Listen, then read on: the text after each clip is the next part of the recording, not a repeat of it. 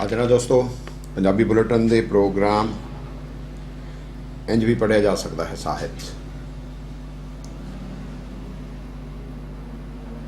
ਪਿਛਲੇ ਹਫਤੇ ਤ੍ਰਿਪਤਾ ਕੇ ਸਿੰਘ ਹੋਰਾਂ ਦੀ ਕਹਾਣੀ ਸੰਗ੍ਰਹਿ ਇੱਕ ਦਿਨ ਉੱਤੇ ਵਿਚਾਰ ਚਰਚਾ ਕੀਤੀ ਸੀ ਤਾਂ ਮੈਨੂੰ ਨੱਪਿਆ ਹੋਇਆ ਸੀ, ਮੈਨੂੰ ਫੜਿਆ ਹੋਇਆ ਸੀ, ਮੇਰੇ ਤੇ ਪਹਿਰਾ ਸੀ ਸਤਿਗੁਰ ਕਬੀਰ ਹੋਰਾਂ ਦੇ ਸ਼ਬਦ ਦਾ। ਪੂਰਾ ਹਫਤਾ ਉਹ ਧੁਨ ਵੱਜੀ ਗਈ, ਅਜੇ ਵੀ ਉਹਦੇ ਵਿੱਚੋਂ ਬਾਹਰ ਨਹੀਂ ਨਿਕਲ ਪਾ ਰਿਹਾ। ਮੈਂ ਕੁਝ ਕਿਤਾਬਾਂ ਬਾਰੇ ਗੱਲਾਂ ਕਰਨੀਆਂ ਸੀ ਨਾ ਅੱਜ, ਤਾਂ ਫਿਰ ਉਹੀ ਗੂੰਜੀ ਜਾਂਦੇ ਨੇ। ਚਲਤੀ ਚਾਕੀ ਦੇਖ ਕੇ ਸੋਲੀਆ कबीरा रोए। चलती चाकी, ये जो ब्रह्मांड दो पाटन के बीच में साबत बचा न कोई। उन्हां दे बेटे कमाल, संत कमाल, वो कहते ने चाकी चाकी सब कहे, कीली कहे न कोई। और जो कीली संग लग रहे ताका बाल न बांका होए।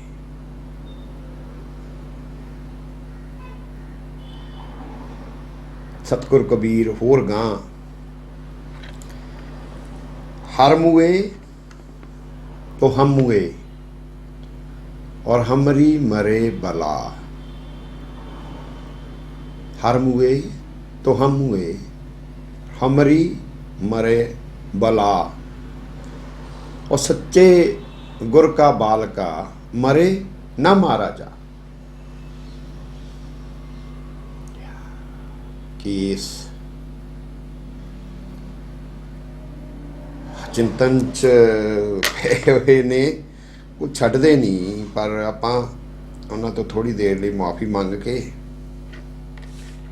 रिक्वेस्ट करके ना, लोगों तो रिक्वेस्ट करके ही किते बचिया जा सकता है।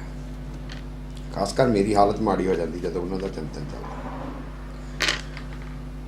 अज 4 किताबां ने मेरे सामने। साडे कुछ दोस्त, साडे कुछ आलोचक दोस्तां ने चिंता जाहिर की सी या तौखला जाहिर किया सी कि मोहनजीत, पाल कौर, जसवंत दीद, परमिंदरजीत, उन्होंने तो बाद स्वरणजीत सवी या कुछ होर नाम, तो उन्होंने तो बाद शायद किते पंजाबी कविता जिहड़ी है ना वो किते गुम गुआचदी जां हल्की।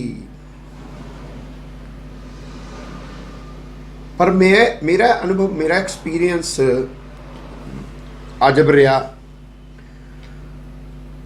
कि नवें समय, नवीं बंगारां, नवें चिंतन, नवें मंथन, नवीं उडाणा, उमंगां, ਇਹ ਸਾਰੀਆਂ ਜਿਹੜੀਆਂ ਨੇ ਮੈਨੂੰ ਨਵੀਂ ਨਜ਼ਮ 'ਚ, ਪੰਜਾਬੀ ਨਜ਼ਮ 'ਚ ਆਪਣੇ ਮੁਹਾਵਰੇ ਦੇ ਨਾਲ, ਨਵੇਕਲੇ ਮੁਹਾਵਰੇ ਦੇ ਨਾਲ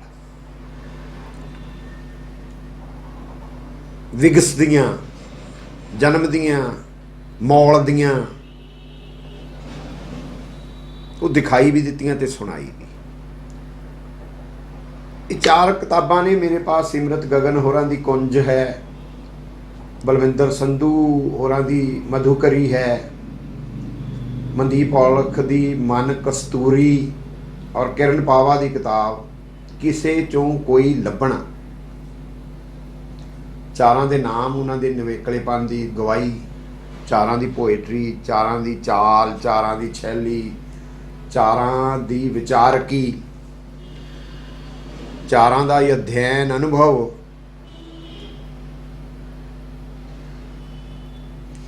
पर 4 ही कावो डांच,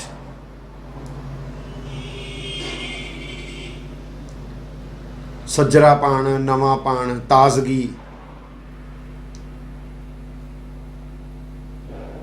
मुहावरा रहत भाषा, बट काविकता नहीं मरनी। पोइट्री है। कुछ गल्लां इन्हां चारे कवियां दे और खुशी वाली गल है, 3 कुड़ियां ने साडियां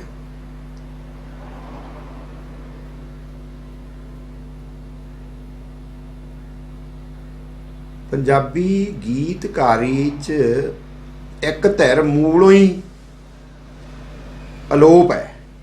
दैट्स वाई तुहानूं ਉਹਦੇ ਵਿੱਚੋਂ ਮਰਦਾਵੀ ਦਾਬੇ, ਮਰਦਾਵੀ ਧੌਂਸ, ਮਰਦਾਵੀ ਵੈਰ ਨੇ ਨਹੀਂ, ਤੂੰ ਧੋਖਾ ਕਰ ਗਈ ਨਹੀਂ, ਤੂੰ ਇੱਕ ਧਿਰ ਦਾ ਤੁਹਾਨੂੰ ਵਰਜਨ ਮਿਲਦਾ ਹੈ, ਦੂਸਰੀ ਧਿਰ ਦਾ ਵਰਜਨ ਨਹੀਂ ਮਿਲਦਾ।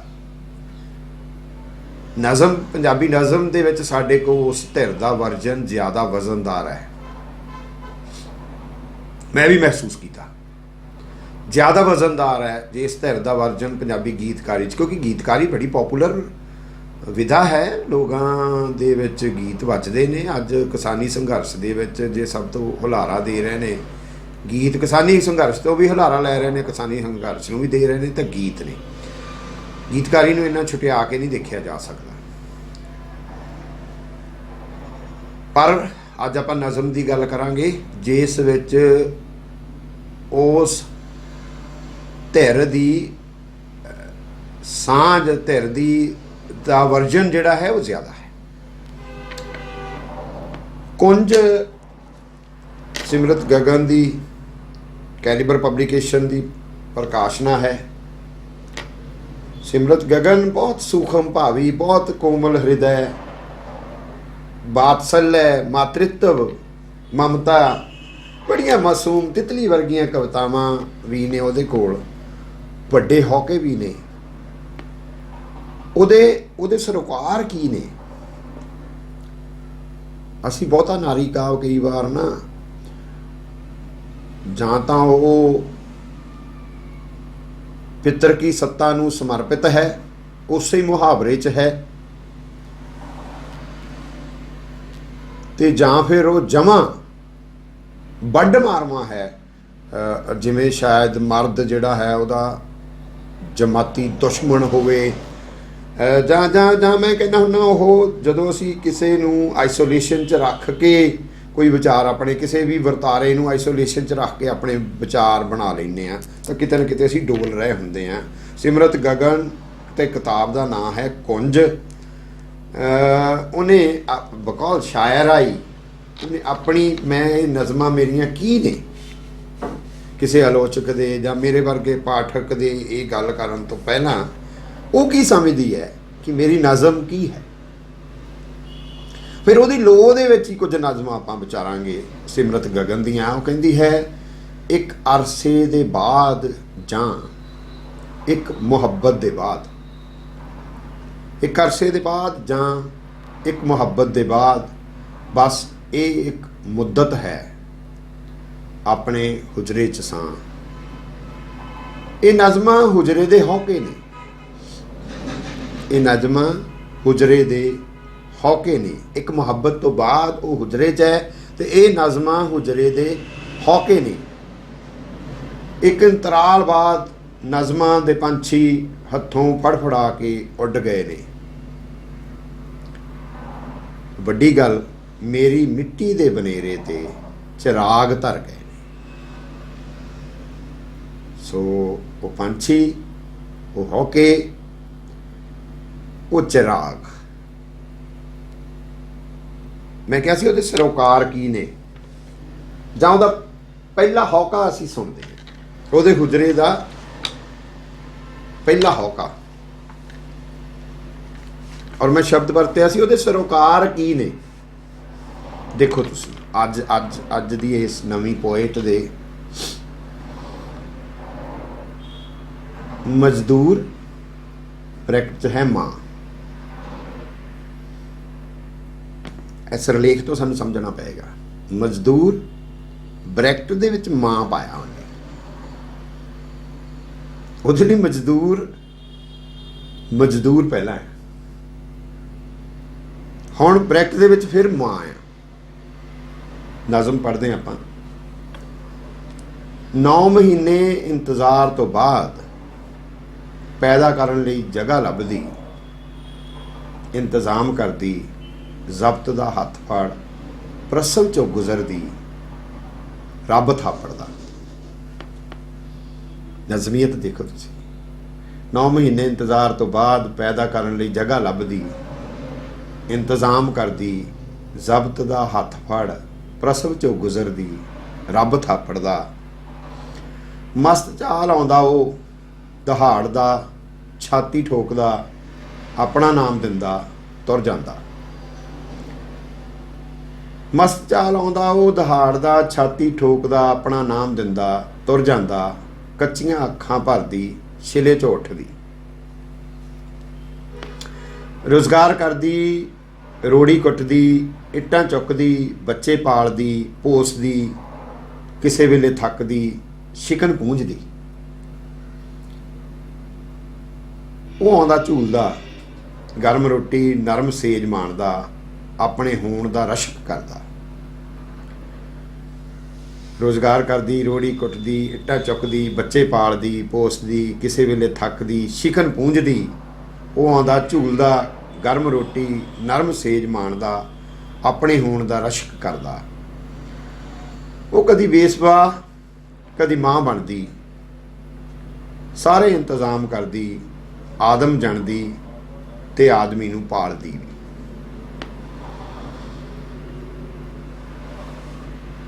ਡਾਕਟਰ ਪਾਲ ਕੌਰ ਹੋਰਾਂ ਦੀ ਹੁਣੇ ਇੱਕ ਕਿਤਾਬ ਆਈ ਹੈ, ਹੁਣ ਨਹੀਂ ਮਰਦੀ ਨਿਰਮਲਾ।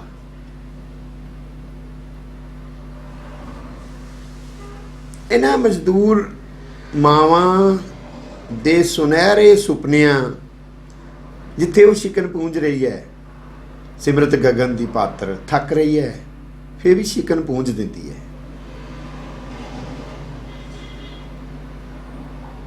रब है वो जान रही है। मनुख का जन्म, गोरकी होरां दी कहानी है, एक मनुख का जन्म। माय गॉड, एवें ही पाल होरां दी कविता की जिहड़ी गल मैं कीती, हुण नहीं मरदी निर्मला, तां वो निर्मला वो मजदूर मावां जिन्हां दे सुपने सुनहरे ने, पर ਉਹਨਾਂ ਦੇ ਪਿੰਡਿਆਂ 'ਚ ਕਾਲੇ ਸੁਰਾਖ ਨੇ। ਜੋ ਸਿਮਰਤ ਗਗਨ ਨੂੰ ਦੀਦਾ ਹੈ, ਹੋਰ ਜ਼ਿਆਦਾ ਕਰੂਅਲ ਹੈ। ਜਿਹੜੇ ਸੁਰਾਖ ਪਾਲ ਕੌਰ ਹੋਰਾਂ ਨੂੰ ਦੀਂਦੇ ਨੇ, ਉਹਨਾਂ ਤੋਂ ਵੀ ਵੱਧ ਕਰੂਅਲ ਸੁਰਾਖ, ਸੁਨਹਿਰੇ ਸੁਪਨਿਆਂ 'ਚ ਕਰੂਅਲ ਸੁਰਾਖ। निर्मला सुनहरे सुपने बुनती है, सिमरत गगन दी मजदूर मां बच्चा जानती है।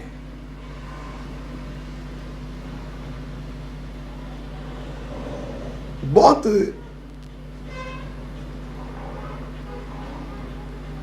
दूरे तीरे चौरे संताप चों लंघदियां इन्हां मावां, ये मावां ਜਿਹੜੀਆਂ ने, ਜਿਹੜੀਆਂ एक केवल नारी ना हो के एक वर्ग ने, उस वर्ग का संघर्ष है, ओदी वेदना, संवेदना, दर्द, तड़प, तांक, जातनामा। इस कंसर्न में जो पाल कौर होरां नूं देख रहे हैं, उस कंसर्न की कविता लिख रहे हैं, सिमरत गगन नूं देख रहे हैं, उस कंसर्न की कविता लिख रहे हैं, तो मैं किते फिर इसे करके मैं निराश नहीं हुंदा। नहीं, ये लोग किते ना किते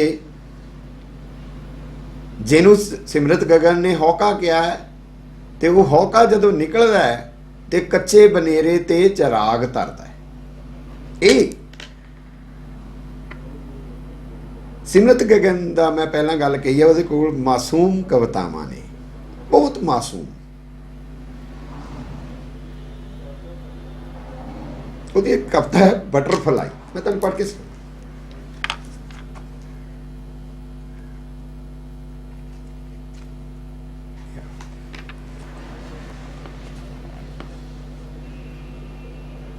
दो साल दी मेरी बच्ची हर जगह मेरे कोलों बटरफलाई बनवाउंदी। 2 साल दी मेरी बच्ची हर जगह मेरे कोलों बटरफलाई बनवाउंदी, कागज़ उत्ते, हथ उत्ते, फर्श ते, बर्फ ते, पानी ते, अग ते। नज़म देखो की कह रही है। ਇਹ नाग जाति दियां औरतां ਜਿਹੜੀਆਂ ਖਾਂਡਵ बण तो बलदे खांडव बण तो अपने बच्चों नूं निगल के बाहर आईयां सी ते आप झुलसियां जिस वेले उन्हां नूं ਉਹ गलाछदियां ने जिंदगी जीण लई। ਇਹੋ ਜਿਹਾ एहसास दी नज़म है ਉਹਦੀ। 2 साल दी मेरी बच्ची हर जगह मेरे कोलों बटरफ्लाई बनवाउंदी, कागज़ उत्ते, हथ उत्ते, फर्श ते, बर्फ ते, पानी ते, अग ते, ਤੇ ਉਹਦੀ ਬਟਰਫਲਾਈ ਹਰ ਜਗ੍ਹਾ ਉੱਤੇ ਬੈਠ ਜਾਂਦੀ। ਮਹਿਕ ਮੰਨ ਕੇ, ਫੁੱਲ ਸਮਝ ਕੇ, ਸਹੀ ਸਲਾਮਤ ਰਹਿੰਦੀ, ਉੱਡਦੀ ਫਿਰਦੀ ਉਹਦੇ ਨਿੱਕੇ ਨਿੱਕੇ ਬੋਲਾਂ ਵਾਂਗ। ਤੇ ਉਹਦੀ ਬਟਰਫਲਾਈ ਹਰ ਜਗ੍ਹਾ ਉੱਤੇ ਬੈਠ ਜਾਂਦੀ, ਮਹਿਕ ਮੰਨ ਕੇ, ਫੁੱਲ ਸਮਝ ਕੇ, ਸਹੀ ਸਲਾਮਤ ਰਹਿੰਦੀ, ਉੱਡਦੀ ਫਿਰਦੀ ਉਹਦੇ ਨਿੱਕੇ ਨਿੱਕੇ ਬੋਲਾਂ ਵਾਂਗ। माँ माँ बटरफ्लाई लाओ। है नहीं मासूम नज़म लिखनी और इन्नी उस मासूमियत दे विचों इन्नी काव उड़ान लै जानी। और फिर वो जिस वेले जे वो बर्फ ते अग ते भी ਉਹਦੀ बटरफ्लाई महक समझ बैठती है तो कविता अकैरी नहीं रह जाती। कविता बहुत दूर तक चानण, उही पंछी जदों उड्डिया ते बनेरे ते दीवा धर गया, चानण बहुत दूर तक उसकी महक कविता दी बटरफ्लाई महक उठती फिर तुहाडे सामने। कई बारी कवितावां मैनूं ऐ लगदा हुंदा कि नहीं ये यार विचार जिहड़ा दे रही ने अपना, वो अपने शब्दों के नाल नहीं दे रही, मैटाफर दे नाल नहीं दे रही, अपनी महक नाल दे रही ने। कई बारी नज़म की महक ज़्यादा महत्वपूर्ण होंदी है। गगन दीयां बहुत सारिया कवितावां की महक ज़्यादा महत्वपूर्ण है। ज़्यादा कवितावां के उत्ते असीं डिस्कस नहीं कर सकते। मैं तो कुछ चोणवीआं गल्लां जिहड़ियां उहदियां जिवें जिवें जे वो मजदूर माँ आया तो वो ट्रैवल करी जा रही है, अगे तक जाती है। बहुत सारिया नज़मां दे विच तुहानूं वो वर्ग जिहड़ा है ਉਹਦੀ बिड़क तुहानूं सुनाई दिंदी है। जे आ मासूम नज़म मैं जिहनूं कहा जिहड़ी बर्फ ते भी तितली ते अग ते भी तितली बनवाउंदी है, ये भी ट्रैवल करती है, माँ भी ट्रैवल करती है, ये भी एक माँ ही है जिहड़ी अपनी बच्ची की बटरफ्लाई दे विचों नज़म फड़ रही है। मैं होर देखदा जिवें उन्हें कहा कि ये हौके ने, तो मैनूं लगदा उहदा काव पात्र बहुत थाई बहुत कवितावां दे विच तिड़कदा है। उहदे तिड़कण दी आवाज़ आउंदी है नज़म दे विचों, उहदे तिड़कण दी आवाज़ सुनाई दिंदी है तुहानूं। वो आवाज़ फिर किते तुहानूं दुख भी दिंदी है। तुसी उन्हां यातनावां चों कवि भी निकलदा है, पाठक भी निकलदा है। वो पात्र किते मैनूं मचदी पार्वती भी लगदी है, जिहदे सिर किते डिग पिया, अखां किते घिर गईयां ने। मचदी पार्वती दीयां अखां किते घिर गईयां ने, छातियां किते घिर गईयां ने, बाहां किते घिर गईयां ने, पोटे किते घिर गए ने, जंघां किते घिर गईयां ने। ओदी पता नहीं वो घिर रही है, मच रही है तो घिर रही है। वो पात्र पूरे खिताब विच, काव्य संग्रह दे विच, नज़मां दे विच वो पात्र, वो तिड़कदी पात्र, वो अग च मच के अंग अंग घिरदी पात्र जिहड़ी आ बड़ी शिद्दत दे नाल थानू तंग करदी है। वो पात्र थानू जे किते तुहाडे अंदर संवेदना है तो थानू बहुत परेशान। देख चलती चाकी देख के दिया कबीरा रोए, कवि रोंदा है। फिर वो चक्की चल रही है, वो अग च ओहदे अंग कर रहे ने, ओहदी तरेड़ चों आवाज़, ओहदे तिड़कण चों आवाज़ आ रही है, एक ओहदियां यातनावां दी आवाज़ जिहड़ी है का पात्र सिमरत गगन दी। मैं नज़म ਸ਼ੇਅਰ ਕਰਦਾ ਤੁਹਾਡੇ ਨਾਲ। ਰੂਸੀ ਪ੍ਰਵਾਸ। ਜਦੋਂ ਪ੍ਰਵਾਸ ਰੁੱਸ ਜਾਵੇ, ਅਸਮਾਨ ਹੀ ਮੁੱਕ ਜਾਵੇ, ਤਾਂ ਫਿਰ ਇਹਨਾਂ ਪੰਖਾਂ ਦਾ ਕੀ ਲਾਭ। ਜਦੋਂ ਪ੍ਰਵਾਸ ਰੁੱਸ ਜਾਵੇ, ਅਸਮਾਨ ਹੀ ਮੁੱਕ ਜਾਵੇ, ਤਾਂ ਫਿਰ ਇਹਨਾਂ ਪੰਖਾਂ ਦਾ ਕੀ ਲਾਭ, ਜਿਨ੍ਹਾਂ ਦਾ ਅੱਜ ਤੀਕ ਨਾ ਸਹਿਮ ਗਿਆ ਨਾ ਵਹਿਮ। ਜਦੋਂ ਜਿਸਮ ਦੀਆਂ ਕੰਧਾਂ ਅੰਦਰ ਸੂਰਜ ਡੁੱਬਦਾ ਹੈ, ਤਾਂ ਅੱਖਾਂ ਵਿੱਚ ਸਿਰਫ ਰਾਤ ਹੀ ਰਹਿੰਦੀ ਹੈ। ਇਹੀ ਰਾਤ ਨਜ਼ਰ ਦੇ ਹਰ ਰਸਤੇ ਵਿੱਚ ਆਪਣੇ ਵਾਲ ਖਿਲਾਰ ਕੇ ਬਹਿ ਜਾਂਦੀ। ਨਜ਼ਰਾਂ ਤੋਂ ਵਹਿੰਦੀ ਬਰਸਾਤ ਵਿੱਚ ਸਿਰਫ ਅੱਖਾਂ ਦੇ ਰੰਗ ਖੁਰਦੇ ਨੇ। ਇੰਤਜ਼ਾਰ 'ਚ ਬੀਤੇ ਵਰੇ ਵੀ ਭਲਾ ਕਦੇ ਮੁੜਦੇ ਨੇ। ਇਸ ਤਰੇੜ ਨੂੰ ਕਵੀ ਨੇ ਕਿਵੇਂ ਭਰਨਾ ਹੈ। ਮੈਂ ਸਿਮਰਤ ਨੂੰ ਕਹਾਂਗਾ, ਇਹ ਮਰੂਸਥਲੀ ਕਵੀ ਹੈ, ਮਾਰੂਥਲ ਹੈ ਇਹਦੇ ਸਾਹਮਣੇ। ਅੱਕ ਫੰਬੀਆਂ ਨੇ, ਅੱਕ ਅੰਬੀਆਂ ਨੇ, ਬੁੱਢੀ ਮਾਈ ਹੈ। ਉਹ ਸਾਰਾ ਮੈਟਾਫਰ ਬਿਖਰਿਆ ਪਿਆ ਹੈ ਉਹਦੇ ਮਨ ਅੰਦਰ। ਇਹ ਮਾਰੂਥਲ ਠੰਡਾ ਯੱਖ ਹੈ, ਇਹ ਮਾਰੂਥਲ ਤਪ ਰਿਹਾ ਹੈ।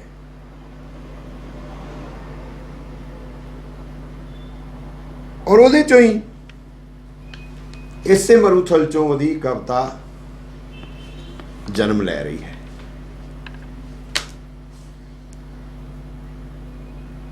ਜਦੋਂ ਅੱਕ ਦੀਆਂ ਅੰਬੀਆਂ ਫੁੱਟੀਆਂ, ਨਜ਼ਮ ਦਾ ਨਾਂ ਹੈ। ਅੱਕ ਦੀ ਅੰਬੀ ਚ ਕੈਦ ਹਾਂ, ਤਿੱਖੜ ਦੁਪਹਿਰਾ ਏ, ਪਤਾ ਨਹੀਂ ਕਦੋਂ ਇਹ ਫੁੱਟੇਗੀ, ਤੇ ਮਾਈ ਬੁੱਢੀ ਦੇ ਝਾਟੇ ਵਾਂਗ ਮੇਰੀ ਰੂਹ ਉੱਡ ਜਾਏਗੀ। ਨਜ਼ਮ ਦੇਖੋ ਕੀ ਕਹਿ ਰਹੀ ਹੋ।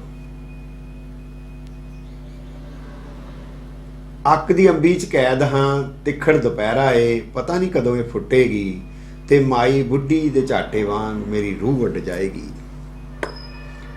ਸੈਕੰਡ, ਤੂੰ ਤੇ ਮੈਂ ਮਿਲੇ ਸਾਂ, ਮਾਈ ਬੁੱਢੀ ਦੇ ਝਾਟਿਆਂ ਵਾਂਗ ਫਿਜ਼ਾ ਵਿੱਚ ਉੱਡਦੇ ਇੱਧਰ ਉੱਧਰ, ਬਿਨਾਂ ਬੰਦਸ਼ ਬਿਨਾਂ ਰੰਜਿਸ਼। ਕਦੇ ਕਦੇ ਹਵਾ ਦੇ ਮਿਜਾਜ਼ ਮੁਤਾਬਕ ਮਿਲਦੇ ਵਿਛੜਦੇ, ਆਪੋ ਵਿੱਚ ਉਲਝਦੇ, ਫਿਰ ਖਿੰਡ ਗਏ, ਨਿਖੜ ਗਏ ਆਪਣੇ ਆਪਣੇ ਸਫ਼ਰ ਲਈ। ਤੂੰ ਬੱਦਲ ਨਾਲ ਰਲ ਕੇ ਕਿਤੇ ਹੋਰ ਵਰਿਆ ਤੇ ਪਲ ਰਿਹਾ, ਤੇ ਮੈਂ ਮਾਈ ਬੁੱਢੀ ਦਾ ਝਾਟਾ ਫਿਰ ਅੱਕ ਦੇ ਦੁੱਧ ਵਿੱਚ ਡਿੱਗ ਪਿਆ। ਔਰਤ ਦੀ ਹੋਣੀ, ਸਮਾਜ, ਸਿਸਟਮ, ਪ੍ਰਬੰਧ। ਮੈਂ ਕਿਹਾ ਉਹਦੇ ਕੰਸਰਨ ਅਕੈਰੇ ਨਹੀਂ ਆ, ਉਹ ਆਈਸੋਲੇਸ਼ਨ 'ਚ ਨਹੀਂ ਵਿਚਰ ਰਹੀ ਹੈ। ਸਿਸਟਮ 'ਚੋਂ ਉਹਦੀ ਕਾ ਪਾਤਰ ਦਾ ਜਿਹੜੀਆਂ ਜਾਤਨਾਵਾਂ ਨੇ। 3, ਸਿਖਰ ਦੁਪਹਿਰੇ ਤੁਰਦਿਆਂ ਤੂੰ ਮਿਲਿਆ, ਰਾਹ ਰੋਕਿਆ, ਮੇਰੇ ਹੱਥ ਖਿੜੇ ਕਾਨਿਆਂ ਦੇ ਫੁੱਲ ਫੜਫੜਾਏ। ਹਜ਼ਾਰਾਂ ਅੱਕ ਦੀਆਂ ਫੰਬੜੀਆਂ ਫਿਜ਼ਾ ਚੁੱਡੀਆਂ, ਸਰਕੜਾ ਸਰਕੰਡਾ ਵੀ ਮਹਿਕਿਆ, ਤੂੰ ਖਿੜਖੜਾ ਕੇ ਹੱਸਿਆ ਆਪਣੇ ਇੰਤਜ਼ਾਮ ਉੱਤੇ ਤੇ ਮੇਰੇ ਇਹਤਰਾਮ ਉੱਤੇ। ਇਹ ਸਵਾਲੀਆ ਨਿਸ਼ਾਨ 2 ਲਾਈਨਾਂ 'ਚ। ਚੌਥਾ, ਕੰਜਕ ਉਮਰੇ ਬੜਾ ਪਿਆਰਿਆ ਮੈਂ, ਨਾਨੀ ਦੀ ਪਰਾਤ ਦਾ ਮਿੱਸਾ ਆਟਾ, ਨਾਨੇ ਦੀਆਂ ਫੈਣੀਆਂ ਵਾਲਾ ਬਾਟਾ। ਜੇਠ ਮਹੀਨੇ ਸਿਖਰ ਦੁਪਹਿਰੇ ਅੱਕ ਦੀਆਂ ਅੰਬੀਆਂ ਲੱਭਦੀ, ਫਟਕ ਅੰਬੀ ਫੁੱਟਦੀ। ਆਹ ਰੁੱਗਾਂ ਦੇ ਰੁੱਗ ਮਾਈ ਬੁੱਢੀ ਦੇ ਝਾਟੇ ਰੂਹਾਂ ਵਾਂਗ ਉੱਡਦੇ। ਮੈਂ ਨੱਚਦੀ, ਉਹਨਾਂ ਦੇ ਨਾਲ ਨਾਲ ਉੱਡਦੀ, ਉਛਲ ਉਛਲ ਕੇ ਫੜਦੀ, ਪੈਰਾਂ ਹੱਥਾਂ ਤੇ ਧਮੂੜੀ ਲੜਦੀ, ਝੋਲੀ ਭਰਦੀ, ਘਰ ਪਰਤਦੀ। ਇਹ ਨਜ਼ਮ ਹੁੰਦੀ ਹੈ ਜਿਹੜੀ ਤੁਹਾਡੀ ਝੋਲੀ ਭਰ ਕੇ ਤੁਹਾਨੂੰ ਵਾਪਸ ਭੇਜਦੀ ਹੈ। माँ परेशान मेरे बालों चों, फराक तो, अखां तो, झोली चों अक दियां फंबड़ियां चुनदी, झाड़दी ते आखदी ये रूहां कित्थों चंबड़ा लियाईए। चंदरियां रूहां मगर पै जाण ते सारी उम्र मगरों नहीं लैंदियां। तू बालड़ी रुत्ते शामा मान मेरी धी, ना फिरिया कर धुप्पे। ये रूहां कित्थों चंबड़ा लियाईए, चंदरियां रूहां मगर पै जाण ते सारी उम्र मगरों नहीं लैंदियां। तू बालड़ी रुत्ते शामा मान मेरी धी, ना फिरिया कर धुप्पे। किन्नी बारीकी दे नाल गल कह रही है। 5 इन्ना लंबे ते उदास दिनां च जदों मेरी कबर ते किक्कर दे फुੱਲ डिगदे, मैं क्या वो मरुस्थली कवि है, मरुस्थल है वो अपने आप दे विच, और उहदे अंदर नज़मां फुੱਟਦੀਆਂ ने। इन्ना लंबे ते उदास दिनां च जदों मेरी कबर ते किक्कर दे फुੱਲ डिगदे, तां रूह नूं मिलदा आसरा खिड़े होए पलाश दा, गुलमोहर दा, अमलतास दा ते इन्हां दे सिरां उत्ते मचदी अग दी छां दा।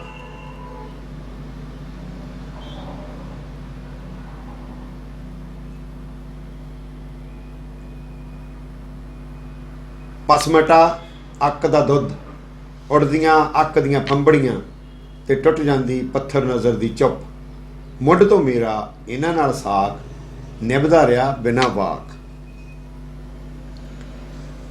ਉਹਦੀ ਕਾ ਪਾਤਰ ਦੇ ਸਰੋਕਾਰ ਕੀ ਨੇ, ਉਹਦੀ ਹੋਂਦ ਕੀ ਹੈ, ਉਹਦੀ ਸਮਾਜ ਦੇ ਵਿੱਚ ਥਾਂ ਕਿੱਥੇ।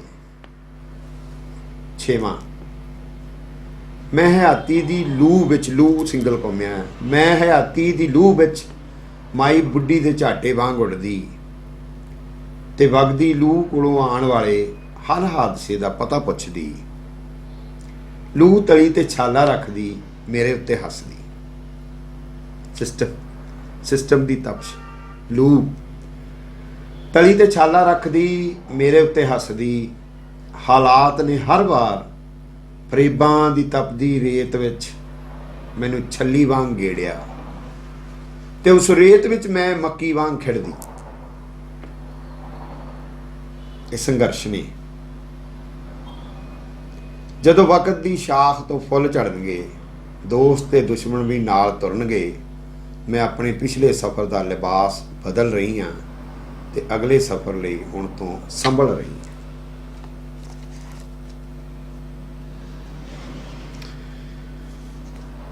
हाँ। सिमरत गगन दी ये नज़मां दी किताब सच्ची हुई पढ़न विचारण मानण वाली है, और इस नवीं नज़म नूं मैं सच्ची सैल्यूट करदा। अपने एक पहले प्रोग्राम दे विच सिमरत गगन दे नावल काली रात बारे मैं गल्लां कीतियां सी, मैनूं चंगा ना सी लग्गिया वो नावल, पर उहदी नज़म जिहड़ी आ उन्हें मैनूं हिलाया। मैं पहलां फेसबुक ते भी गल मान चुका कि उहदी नज़म ने सच्ची हिलाया। यार ये एक होर कवि है साडा दोस्त बलविंदर संधू मधुकरी,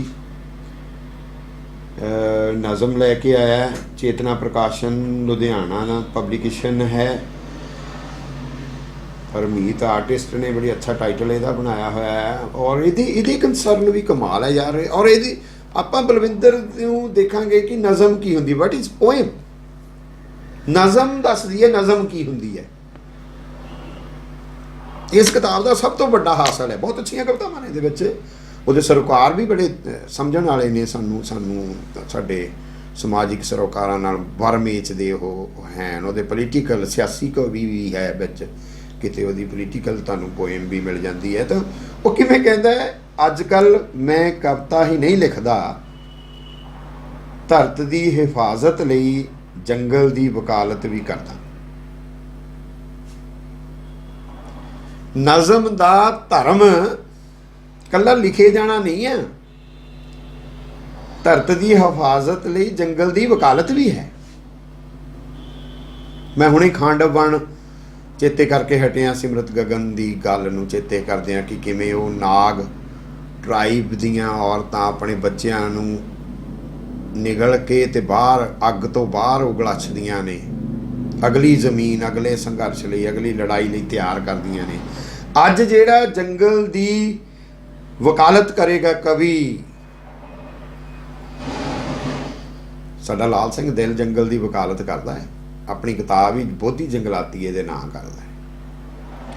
ਕੁੜੈਲੀ ਪਿੰਡ ਦੀਆਂ ਵਾਸਣਾ ਕਾਲਾ ਪਹਿਨਦੀਆਂ ਨੇ, ਹਰੇ ਖੇਤਾਂ ਥੀ ਕਲੱਤਣ ਲਹਿਰਦੀ ਹੈ। ਉਹ ਜਾਣਦੀਆਂ ਨੇ ਰਾਵਣ ਦੇ ਬੰਦੇ ਕੱਪੜ ਕਾਲਾ ਪਹਿਨਦੇ ਨੇ, ਉਹ ਫੇਰ ਵੀ ਕਾਲਾ ਪਹਿਨਦੀਆਂ ਨੇ। ਕੁੜੈਲੀ ਉਹ ਜਾਣਦੀਆਂ ਨੇ ਕੁੜੈਲੀ ਇੱਕ ਸੱਪਣੀ ਦਾ ਨਾਂ ਹੈ। ਹਾਏ ਹਾਏ ਵੱਡੇ ਸਰੋਕਾਰ ਹੁੰਦੇ ਨੇ, ਜਿਸ ਵੇਲੇ ਉਹ ਕਹਿ ਰਿਹਾ ਨਾ ਜਾ ਰਿਹਾ ਹੈ ਲੰਮਾ ਲਾਰਾ,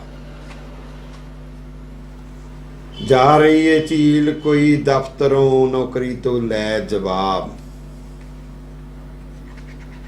ਤੁਰ ਪਿਆ ਏ ਸ਼ਹਿਰ ਫਿਰ ਪਿੰਡਾਂ ਦੇ ਰਾਹ, ਜਾਗ ਪਏ ਨੇ ਵੀਰ ਭਾਰਤ ਦੇ ਜਵਾਨ। ਇੱਕ ਇਨਸਾਨ ਹੁੰਦੇ ਨੇ। ਮੈਂ ਬਲਵਿੰਦਰ ਹੋਰਾਂ ਬਾਰੇ ਗੱਲ ਇਹ ਇਸ ਤੇ ਨਜ਼ਰੀਏ ਤੋਂ ਆਪਾਂ ਨਜ਼ਮ ਕੀ ਹੁੰਦੀ ਹੈ ਯਾਰ, ਨਜ਼ਮ ਦੱਸਦੀ ਆ ਨਜ਼ਮ ਕੀ ਹੁੰਦੀ ਆ, ਉਹਦੇ ਸਰੋਕਾਰ ਕੀ ਹੁੰਦੇ ਆ, ਉਹ ਕਾਹਦੇ ਲਈ ਲਿਖੀ ਜਾਂਦੀ ਆ, ਉਹ ਕਿਉਂ ਲਿਖੀ ਜਾਂਦੀ ਹੈ, ਉਹ ਕਿਵੇਂ ਲਿਖੀ ਜਾਂਦੀ ਹੈ, ਉਹ ਹੈ ਕੀ ਆ। ਬਲਵਿੰਦਰ ਸੰਧੂ ਦੀ ਨਜ਼ਮ ਕੀ ਆ, ਅਦਰਵਾਈਜ਼ ਨਜ਼ਮੀਅਤ ਕੀ ਆ। ਪਹਿਲੀ ਹੋਈ ਹੈ ਇੰਜ ਵੀ ਲਿਖਾਂ, ਪਹਿਲੀ ਹੋਈ ਨਜ਼ਮ ਹੈ ਇੰਜ ਵੀ ਲਿਖਾਂ। ਬਾਗ ਬਗੀਚੇ ਘੁੰਮਦਿਆਂ ਦੇਖਾਂ ਪੰਖੜੂਆਂ ਨੂੰ ਚੁਗਦਿਆਂ, ਕਦੇ ਰਾਹ ਬਦਲ ਲਵਾਂ ਕਦੇ ਪਛਾਂ ਪਰਤਾਵਾਂ, ਮੈਂ ਇੰਜ ਵੀ ਲਿਖਾਂ ਕਵਿਤਾ ਇੰਜ ਵੀ ਗੀਤ ਗਾਵਾਂ। ਮੇਰੇ ਲਾਂਘੇ 'ਚ ਕਿਧਰੇ ਕੀੜੀਆਂ ਦਾ ਭੌਣ ਆ ਜਾਵੇ, ਜਾਂ ਸੱਪ ਸੱਪਣੀ ਦਾ ਜੋੜਾ ਖੇਡਦਾ ਨਜ਼ਰ ਪਵੇ, ਜਾਂ ਸੇਰੜੀਆਂ ਦਾ ਟੱਬਰ ਸਲਾਹੀ ਪਿਆ ਹੋਵੇ, ਮੈਂ ਥਾਂ ਰੁਕ ਜਾਵਾਂ ਇੰਜ ਵੀ ਲਿਖਾਂ ਕਵਿਤਾ ਇੰਜ ਵੀ ਗੀਤ ਗਾਵਾਂ। ਐਂ ਹੀ ਜਨਮ ਲੈਂਦੀ ਹੈ ਕਵਿਤਾ, ਐਂ ਹੀ ਸਾਹਿਤ ਪੈਦਾ ਹੁੰਦਾ ਹੈ। ਉਹ ਥਾਂ ਹੀ ਰੁਕਦਾ ਹੈ, ਸੇਰੜੀਆਂ ਦੇ ਟੱਬਰ ਨੂੰ ਸਲਾਹੀ ਪਿਆ ਦੇਖ ਕੇ, ਤੇ ਉਹਦੇ ਮਨ 'ਚ ਜੋ ਫਿਰ ਪ੍ਰਸਫੁਟਿਤ ਹੁੰਦਾ, ਜੋ ਵਿਚਾਰ ਪੈਦਾ ਹੁੰਦੇ ਨੇ, ਉਹ ਫਿਰ ਨਜ਼ਮ ਹੈ। ਉਹ ਪੰਖੜੂਆਂ ਨੂੰ ਚੁਗਦਿਆਂ ਦੇਖ ਕੇ ਰਾਹ ਬਦਲਦਾ ਹੈ, ਤੇ ਉਹਦੇ ਮਨ 'ਚ ਫਿਰ ਜਾਂ ਪਛਾਂ ਪਰਤਦਾ ਹੈ, ਤੇ ਉਹਦੇ ਮਨ 'ਚ ਜੋ ਫੁੱਟਦਾ ਹੈ ਉਹ ਨਜ਼ਮ ਹੈ। ਤਿੱਖੜ ਦੁਪਹਿਰ ਕਦੇ ਜੇ ਰੋਈਏ ਰਾਹ ਜਾਵਾਂ, ਧੁੱਪਾਂ ਪੀਂਦੇ ਜੰਡ ਨੂੰ ਫੜ ਸੀਨੇ ਸੁਹਾਵਾਂ, ਜਲ ਜੋ ਮੇਰੇ ਪੀਣ ਲਈ ਉਹਦੇ ਮੁੱਢ ਡੁੱਗ ਲਾਵਾਂ। ਇਹੀ ਸੰਵੇਦਨਾ ਹੈ, ਜਿਹੜਾ ਤਿੱਖੜ ਧੁੱਪੇ ਜੰਡ ਦੇ ਮੁੱਢ ਆਪਣੇ ਪੀਣ ਵਾਲਾ ਜਲ ਪਾਉਂਦਾ ਹੈ। ਇਹੀ ਸੰਵੇਦਨਾ, ਇਹੀ ਕਵੀ ਹੁੰਦਾ, ਇਹੀ ਕਵਿਤਾ ਆ, ਇਹੀ ਸਾਹਿਤ ਹੁੰਦਾ। ਇੱਦਾਂ ਹੀ ਸੰਵੇਦਨਾ ਜਗਾਉਣੀ ਹੁੰਦੀ ਆ। ਤਿੱਖੜ ਦੁਪਹਿਰ ਕਦੇ ਜੇ ਰੋਈਏ ਰਾਹ ਜਾਵਾਂ, ਧੁੱਪਾਂ ਪੀਂਦੇ ਜੰਡ ਨੂੰ ਫੜ ਸੀਨੇ ਸੁਹਾਵਾਂ, ਜਲ ਜੋ ਮੇਰੇ ਪੀਣ ਲਈ ਉਹਦੇ ਮੁੱਢ ਡੋਹ ਲਾਵਾਂ, ਮੈਂ ਇੰਜ ਵੀ ਕਵਿਤਾ ਲਿਖਾਂ ਇੰਜ ਵੀ ਗੀਤ ਗਾਵਾਂ। ਹੋਰ ਦੇਖਦੇ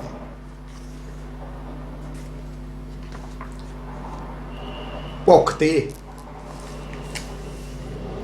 ਸਾਹਿਤ ਕੀ ਹੁੰਦਾ ਯਾਰ। ਬੜੀ ਤਕਲੀਫ ਹੁੰਦੀ ਹੈ ਜਦੋਂ ਰੋਮਾਂਟਿਕ ਚੀਜ਼ਾਂ ਨੂੰ ਸਾਹਿਤ ਕਿਹਾ ਜਾਂਦਾ। ਮੈਂ ਬਾਰ-ਬਾਰ ਇਸ ਦੁੱਖ ਚੋਂ ਲੰਘਦਾ ਹਾਂ। ਰੋਮਾਂਸ ਨੂੰ ਸਾਹਿਤ ਕਹਿ ਦਿੰਦੇ ਨੇ, ਹਲਕੀਆਂ ਗੱਲਾਂ ਨੂੰ।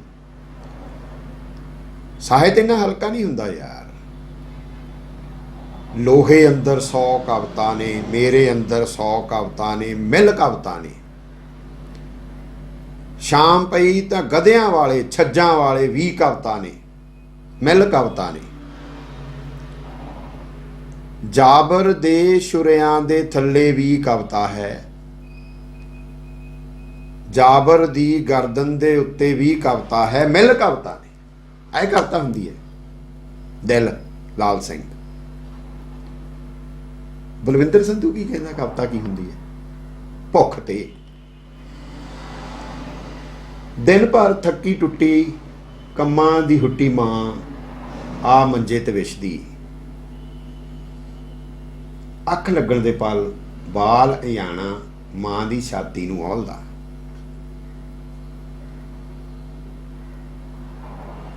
ਨੁਚੜੀ ਸੱਖਣੀ ਹਿੱਕੜੀ ਚੋਂ ਜਦ ਕੁਝ ਨਾ ਸਿਮਦਾ, ਤਾਂ ਮਾਂ ਦੁੱਧ ਛਡਾਉਂਦੀ, ਬਾਲ ਨੂੰ ਵਰਾਉਂਦੀ ਵਰਾਉਂਦੀ ਪਾਸਾ ਭਰਦੀ ਤੇ ਸੌਂ ਜਾਂਦੀ। ਤੜਕ ਸਵੇਰ ਜਾ ਦੇਖਦੀ ਬਾਲ ਫਿਰ ਓਕਣਾ ਇੱਕ ਨੂੰ ਲਿਪਟਿਆ ਹੁੰਦਾ। ਓਕਣਾ ਮੈਂ ਰਾਤੀ ਅੱਖ ਲੱਗਣ ਤੋਂ ਅਗੇਰੇ ਆਸਣ ਵਿਹਲਾ ਕਰਦਾ, ਬਿਸਤਰ ਤੇ ਖਿਲਰੀਆਂ ਸੱਜਰੀਆਂ ਕਵਿਤਾਵਾਂ ਤੇ ਪੋਥੀਆਂ ਇੱਕ ਇੱਕ ਚੁੱਕਦਾ, ਥਾਂ ਸਿਰ ਟਿਕਾਉਂਦਾ, ਸੌਣ ਲਈ ਥਾਂ ਬਣਾਉਂਦਾ।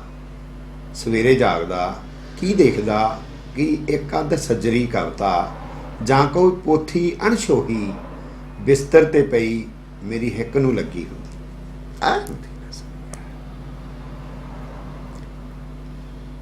ਮੈਂ ਕਿਹਾ ਸੀ ਪਾਲ ਦੇ ਕੰਸਰਨ ਨਿਰਮਲਾ ਦੇ ਹੈਨ ਮਜ਼ਦੂਰ ਦੇ, ਸਿਮਰਤ ਗਗਨ ਦੇ ਕਰਸਰਨ ਮਜ਼ਦੂਰ ਮਾਂ ਦੇ, ਔਰ ਹਿੱਕ ਤੋਂ ਸਖਣੀ ਮਾਂ ਮਜ਼ਦੂਰ ਮਾਂ ਦੇ ਕੰਸਰਨ ਬਲਵਿੰਦਰ ਸੰਧੂ ਦੀ ਕਵਿਤਾ ਦੇ।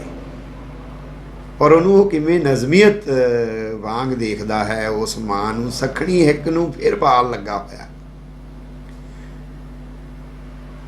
ਸੰਵੇਦਨਾ ਜਿਹੜੀ ਕਵਿਤਾ ਦੀ ਪ੍ਰਾਪਤੀ ਤਾਂ ਸੰਵੇਦਨਾ ਹੁੰਦੀ ਹੈ ਨਾ, ਉਹ ਸੰਵੇਦਨਾ ਜਗਾਉਂਦੀ ਹੈ ਕਿਸੇ ਤਰਲ ਜਿਹੇ ਮਨ ਦੀ। ਵੈਸੇ ਤਾਂ ਹਰ ਵਿਧਾ ਹੀ ਸਾਹਿਤ ਦੀ ਕਲਾ ਦੀ ਤਰਲ ਮਨ ਦੀ ਵਾਤਸਲਯ ਜਿਹਦੇ ਮਨ 'ਚ ਹੈ, ਕਿਤੇ ਮਾਤਰਿਤਵ ਕਿਤੇ ਹੈ ਬੈਠਾ ਉਹੀ ਕਰ ਸਕਦਾ। ਪਰ ਕਵਿਤਾ ਨੂੰ ਨਜ਼ਮ ਨੂੰ ਲੈ ਕੇ ਖਾਸ ਤੌਰ ਦੇ ਉੱਤੇ ਜਦੋਂ ਅਸੀਂ ਦੇਖਦੇ ਹਾਂ ਤੇ ਉਸ ਦ੍ਰਵਤਾ ਦੀ ਜ਼ਰੂਰਤ ਕਈ ਵਾਰ ਮਹਿਸੂਸ ਹੁੰਦੀ ਹੈ। ਹੋਰ ਗਾਂ ਗਹਿਰੀ ਕਵਿਤਾ ਕਿਵੇਂ ਲੈ ਜਾਂਦਾ ਹੈ, ਕਵਿਤਾ ਨੇ ਗਹਿਰੇ ਕਿੱਥੇ ਕਿੱਥੇ ਉਤਰ ਜਾਣਾ ਹੁੰਦਾ ਹੈ, ਕਿਵੇਂ ਫੈਲ ਜਾਣਾ ਹੁੰਦਾ ਹੈ, ਕਿਵੇਂ ਜਾਂ ਕੋਈ ਥਾਟ ਕਿਵੇਂ ਕਵਿਤਾ ਦੇ ਥਰੂ ਕਵਿਤਾ ਵਾਲਾ ਥਾਟ ਸਾਡੇ 'ਚ ਟਰੈਵਲ ਕਰਦਾ ਰਹਿੰਦਾ ਹੈ ਲਗਾਤਾਰਤਾ ਜਿਹੜੀ ਸਾਡੀ ਵਿਰਾਸਤ ਦੇ ਨੂੰ ਰਿਪਰੈਜ਼ੈਂਟ ਕਰ ਰਹੀ ਹੁੰਦੀ ਹੈ ਕਿ ਅਸੀਂ ਉਹਨਾਂ ਮੈਂ ਸਤਿਗੁਰ ਕਬੀਰ ਕਿਉਂ ਯਾਦ ਕੀਤੇ ਜਾਂ ਕੋਈ ਮੇਰੇ ਤੋਂ ਵਿਸਰਦੇ ਹੀ ਕਿਉਂ ਨਹੀਂ। ਚਲਤੀ ਚਾਕੀ ਦੇਖ ਕਰ ਜੋ ਦਿਆ ਕਬੀਰਾ ਰੋਏ, ਉਹ ਚਲਤੀ ਚਾਕੀ ਜਿਹੜੀ ਉਹਨਾਂ ਨੇ ਕਹਿਤੀਆਂ ਨੇ ਇੱਕੋ ਹੀ ਗੱਲ, ਚਲਤੀ ਚਾਕੀ, ਉਹ ਸਾਰਾ ਸਾਡਾ ਅੱਜ ਤੱਕ ਦਾ ਸਾਹਿਤ ਚਲਤੀ ਚਾਕੀ ਦੁਆਲੇ ਹੀ ਚੱਲਣ ਡਿਆ ਹੋਇਆ ਆ। ਬਲਵਿੰਦਰ ਸੰਧੂ ਕਿੱਥੇ ਗਹਿਰਾ ਚਲਿਆ ਜਾਂਦਾ ਹੋਰ ਜ਼ਿਆਦਾ, ਜੋ ਬ੍ਰਹਮੰਡੇ ਕਵਿਤਾ ਦਾ ਨਾਂ ਹੈ। ਪੁੰਨਿਆ ਰਾਤੇ ਸਮੁੰਦਰ ਹੀ ਨਹੀਂ ਉਛਲਦਾ, ਮੇਰੇ ਮਟਕੇ 'ਚ ਪਿਆ ਜਲ ਵੀ ਛਲਕਦਾ। ਚੰਨ ਨੂੰ ਤਾਂਗਦੀਆਂ ਲਹਿਰਾਂ ਹੀ ਨਹੀਂ ਉੱਠਦੀਆਂ, ਮੇਰੇ ਨਰ ਕੁੰਡ 'ਚ ਤੈਰਦੀਆਂ ਮਛਲੀਆਂ ਵੀ ਮਚਲਦੀਆਂ। ਸਮੁੰਦਰ ਦੀ ਸੱਤਾ ਤੇ ਕਿਸ਼ਤੀਆਂ ਹੀ ਨਹੀਂ ਡੋਲਦੀਆਂ, ਮੇਰੀਆਂ ਵਹਿਣੀਆਂ 'ਚ ਕੁਝ ਵਰਜਿਤ ਸੁਰਾਂ ਵੀ ਬੋਲਦੀਆਂ। ਆਹਾ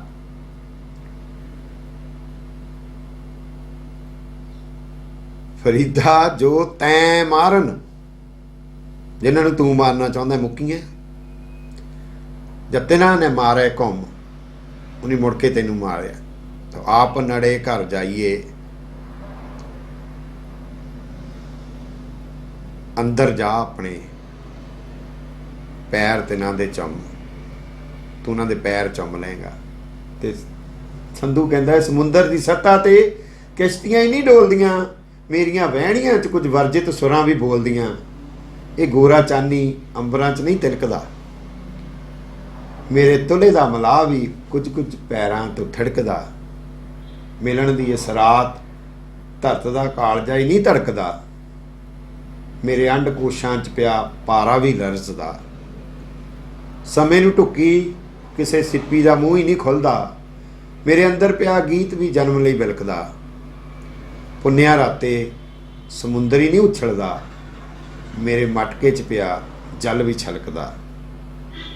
ਜੋ ਬ੍ਰਹਮੰਡੇ ਸੋਈ ਪਿੰਡੇ।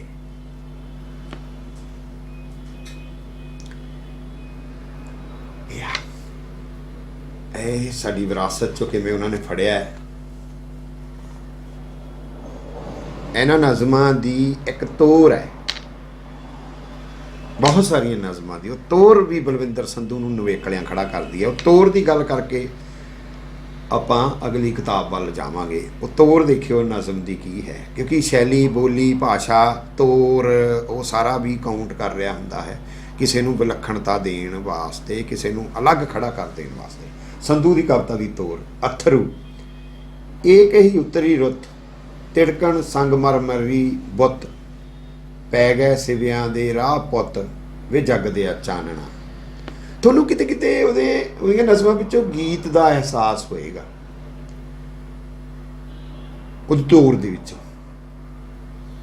ਮਾਰ ਦੁਹੱਥੜ ਪਿੱਟਣ ਮਾਵਾਂ ਕਬਰੀ ਬਿਲਕਣ ਸੁੰਨੀਆਂ ਬਾਹਾਂ ਖੂਨੀ ਹੋਈਆਂ ਸਭੇ ਰਾਹਾਂ ਵੇ ਟੁੱਟ ਗਏ ਤਾਰਿਆ। ਚਿੰਤਾਵਾਂ ਨੇ ਪਹਿਲੇ ਪੈਰੇ 'ਚ, ਦੂਜੇ ਪੈਰੇ 'ਚ ਹੋਰ ਹਾਲਾਤ ਦੀ ਤਸਵੀਰ ਕਸ਼ੀ ਹੈ।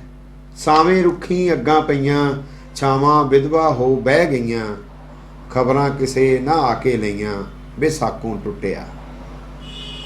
ਜੋ ਪੰਜਾਬ ਨੇ ਹੰਢਾਇਆ ਸੰਤਾਪ, ਜੋ ਅਸੀਂ ਹੁਣ ਹੰਢਾ ਰਹੇ ਹਾਂ, ਜੋ ਮਨੁੱਖ ਨੇ ਹੰਢਾਇਆ ਹੈ, ਪੂਰੇ ਵਿਸ਼ਵ ਦੇ ਮਨੁੱਖ ਨੇ ਹੰਢਾਇਆ ਹੈ। ਸੁਆਵੀ ਧਰਤ ਨੂੰ ਜ਼ਹਿਰਾਂ ਚੜੀਆਂ ਨਦੀਆਂ ਨਾਲ ਬਰੇਤੇ ਭਰੀਆਂ ਹਵਾਵਾਂ ਅੱਧ ਬਾਟੇ ਵਿੱਚ ਮਰੀਆਂ ਬੇਗਾਫਲ ਸੁੱਤਿਆ। ਇੱਕ ਇੱਕ ਲਾਈਨ 'ਚ ਸੁਨੇਹਾ ਹੈ। ਕਈਆਂ ਖੁਰਪੇ ਹੋ ਗਏ ਖੁੰਡੇ ਘਰਾਂ ਨੂੰ ਵੱਜ ਗਏ ਤਾਲੇ ਕੁੰਡੇ ਕਿੱਧਰ ਤੁਰ ਗਏ ਕੁੜੀਆਂ ਮੁੰਡੇ ਵੇ ਸਮਝਾਂ ਮੱਤਿਆ। ਜੰਗਜੂ ਖੁਦਕੁਸ਼ੀਆਂ ਪੈ ਕਰਦੇ ਹੀਰੇ ਰੋਈਆਂ ਦੇ ਵਿੱਚ ਸੜਦੇ ਮੁੱਲਾਂ ਰੋਜ਼ ਮਰਸੀਏ ਪੜ੍ਹਦੇ ਵੇ ਮੱਤਾਂ ਜੋਗਿਆ। ਹਾਲਾਤ ਨੇ ਸਾਡੇ ਸਾਰੇ ਸਮਾਜ ਦੇ।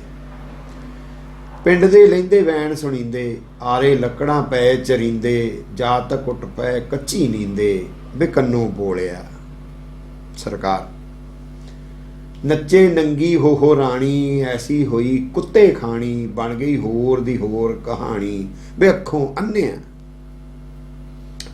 ਸੂਰਜ ਟੁੱਟਦਾ ਨਜ਼ਰੀ ਆਵੇ ਆਥਣ ਰੋਜ਼ ਕਰਹਲੇ ਗਾਵੇ ਬੈਠੇ ਚੁੱਪ ਮਿੱਟੀ ਦੇ ਬਾਵੇ ਵੇ ਮੂੰਹ ਦੇ ਮੀਣਿਆ। ਬੁੱਢੇ ਬਿਰਖ ਕੁਲੈਣੀ ਬੋਲੇ ਉੱਡ ਗਏ ਤਿੱਤਰ ਮੋਰ ਮਮੋਲੇ ਬੰਦੇ ਖਾਣੀ ਪਰ ਪਈ ਤੋਲੇ ਵੇ ਅਕਲੋਂ ਹੀਣਿਆ। ਐਸੇ ਜ਼ੁਲਮ ਅਸਾਂ ਤੇ ਹੋਏ ਅਸੀਂ ਨਾ ਜਿਉਂਦੇ ਨਾ ਮੋਏ ਰੋ ਰੋ ਦੁਖਣ ਅੱਖਾਂ ਦੇ ਕੋਏ ਵੇ ਵੱਡਿਆ ਰਾਜਿਆ। ਬਲਵਿੰਦਰ ਸੰਧੂ ਕਬੀਰ ਰੰਗ ਛਾਂ ਧੁਨੀ ਲੈ ਸਮਰਪਣ ਬੰਦਗੀ ਪਵਨੋਂ ਵਣ ਤ੍ਰਿਣ ਸ਼ਾਇਰ ਕੁਦਰਤ ਸਾਜਰਾ ਪੱਤਣ ਅਦੀਬ ਬਿਰਖ ਖੁਸ਼ਬੋ ਪਾਣੀ ਪੰਖਣੂ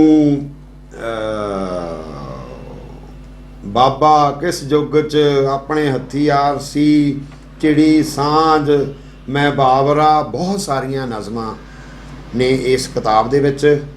ਕੁਝ ਕੁ ਨਜ਼ਮਾਂ ਮੇਰੇ ਮਨ ਨੂੰ ਬਹੁਤ ਜ਼ਿਆਦਾ ਜਿਹੜੀਆਂ ਲੱਗੀਆਂ ਸੀ ਕਿ ਹਾਊ ਟੂ ਰਾਈਟ ਪੋਇਮ ਵਾਂਗ ਜਿਹੜਾ ਦੱਸਦਾ ਹੈ ਕਿ ਕਵਿਤਾ ਹੁੰਦੀ ਕੀ ਹੈ, ਨਜ਼ਮ ਹੁੰਦੀ ਕੀ ਹੈ, ਜਾਂ ਫਿਰ ਉਹਦੀ ਤੋਰ ਦੇ ਬਹਾਨੇ ਮੈਂ ਉਹਦੀ ਸ਼ੈਲੀ ਦੀ ਗੱਲ ਜਿਹੜੀ ਕਰਨ ਦੀ ਕੋਸ਼ਿਸ਼ ਕੀਤੀ ਹੈ। ਵਾਕਈ ਪੜ੍ਹਨਯੋਗ ਕਿਤਾਬ ਹੈ ਬਲਵਿੰਦਰ ਸੰਧੂ ਹੋਰਾਂ ਦੀ ਵੀ, ਔਰ ਵਧਾਈ ਮਧੂਕਰੀ ਦੇ ਕਰਤਾ ਨੂੰ ਮੇਰੇ ਵੱਲੋਂ। ਦੋਸਤੋ ਮੈਂ ਤਾਂ ਵੇਗ ਜਾਣ ਕੇ ਗੱਲਾਂ ਕਰਦਾ ਰਿਹਾ, ਮੈਨੂੰ ਗੁਰਪ੍ਰੀਤ ਡੈਨੀ ਹੋਰਾਂ ਨੇ ਇਸ਼ਾਰਾ ਕਰਕੇ ਬ੍ਰੇਕ ਲਵਾਈ ਹੈ ਕਿਉਂਕਿ ਪ੍ਰੋਗਰਾਮ ਦਾ ਜਿੰਨਾ ਕੁ ਅਸੀਂ ਟਾਈਮ ਮਿੱਥਦੇ ਹੁੰਦੇ ਹਾਂ ਵੱਧ ਤੋਂ ਵੱਧ 45 ਮਿੰਟ ਕਰਨ ਦੀ ਕੋਸ਼ਿਸ਼ ਕਰੀਦੀ, ਕਈ ਵਾਰੀ 52-53 ਵੀ ਚਲੇ ਜਾਂਦਾ, ਚਲੋ ਉਨਾ ਕੁ ਮਾਫ ਕੀਤਾ ਜਾ ਸਕਦਾ, ਪਰ ਇਹ ਤਾਂ 45 ਮਿੰਟ ਹੋ ਗਿਆ ਸੀਗਾ।